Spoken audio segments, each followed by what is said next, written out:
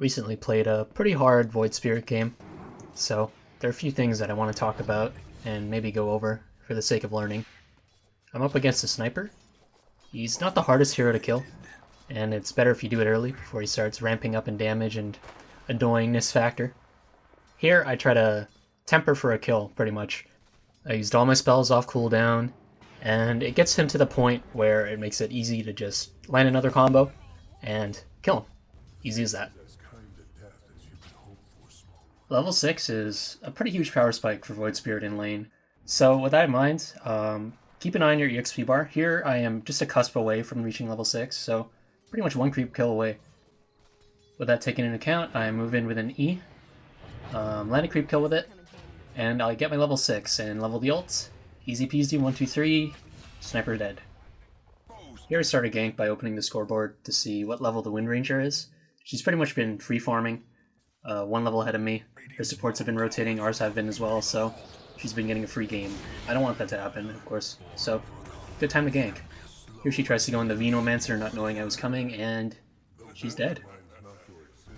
So as a snowballing mid, you're pretty much the scariest hero on the map, so you want to use that to your advantage.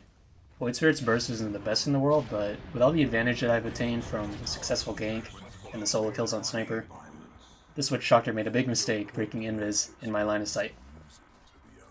Here's a fight that goes kind of south. We were setting up for a tier 1 push, and Elder Titan just happens to get off a good stomp. I try to go back in and cancel the Witch Doctor's silence, knowing that I can get out pretty easily with my W. When you're going in as Void Spirit, make sure you have at least your W or an extra R so that you can get out. Not really able to save anyone, but thankfully I'm able to get out by Wing under the high ground. Here's another sour fight. We were setting up for a tier 2 tower push, and we pretty much had it secured. And I didn't really want to go in here because I didn't have vision of the low ground. If Wind Ranger was there to back them up, then I'd pretty much be dead. So I just take it easy, try to focus on the tower, but there's a good Echo Stomp again. Spirit Breaker goes in and dies, sadly. And in these situations, the best thing you can do is just run for your life. Don't give them the kill.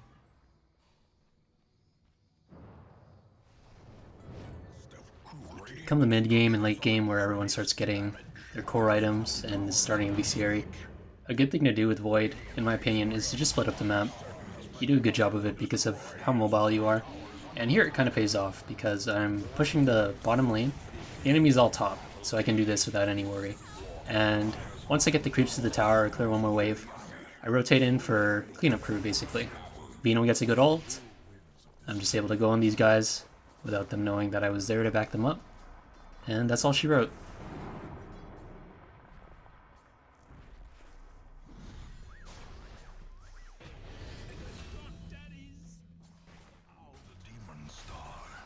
Here's a really good buyback play on my part, I think. When the Spirit Breaker spawned, I let him know that if he charges, I'd buy back and go in with him. And that's what I do. Buy back, teleport in right away when the enemy's already on the high ground and committing to the racks. And pretty easy team wipe, actually. I haven't really mentioned it yet, but Void Spirit's teamfight ability is just amazing. His AoE silence is just so hard to deal with once he has Aghanim Scepter. Since I bought a Chrysalis as well, I do an incredible amount of damage.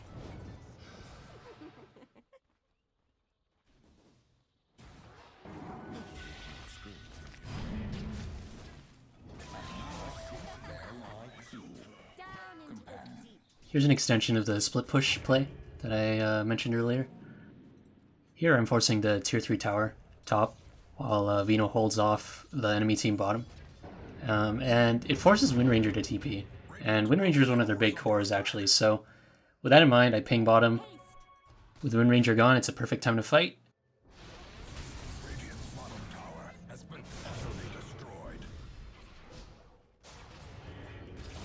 And easy peasy, 1, 2, 3, all 4 of them are dead. There are a few things that I messed up in this fight, though. After going on the Witch Doctor, I spent some time killing him when I could have gone further and pushed in with Spirit Breaker to get the other 3. They were a much more valuable target than Witch Doctor, but at the end of the day, we got them all. It's just a shame that we lost 2 people because of it. This follows shortly after the previous clip, With the enemy team still respawning, me and Shadow Shaman push the bottom tower. I second guess myself a little bit here, thinking whether or not I can kill her, but then I go for it. I could have done it a lot earlier, but at the same time, I ended up securing the kill. When I went in, I made sure I had an extra R to get out, and with just enough damage, I'm able to secure the kill and get out safely. Shame about the Shaman, though. Here's another strong pick-off.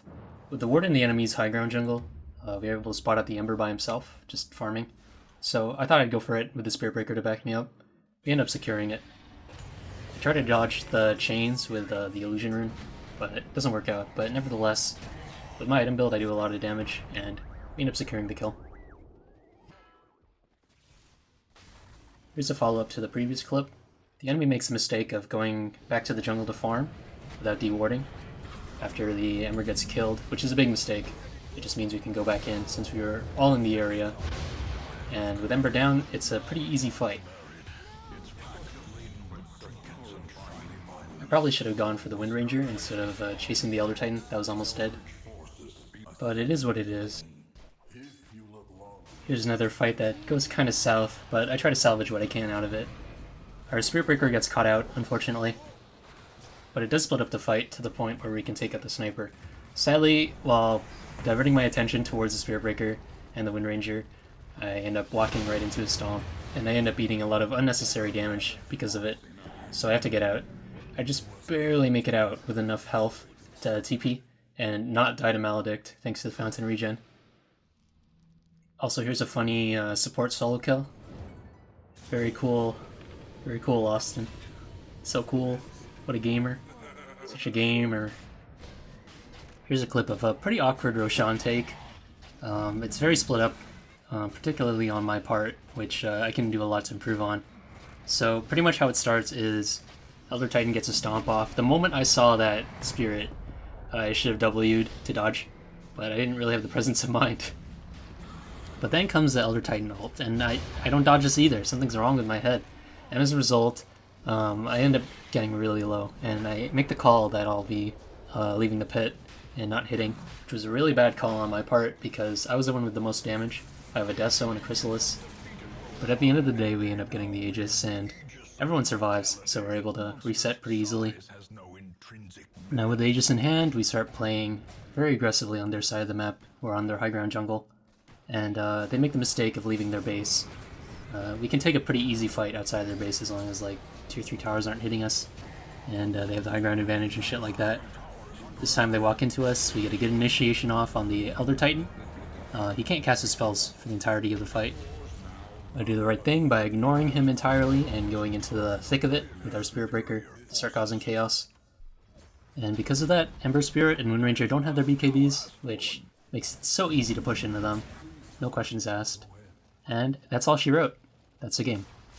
Game was hard, but we managed to pull through thanks to some good play and some good map movements.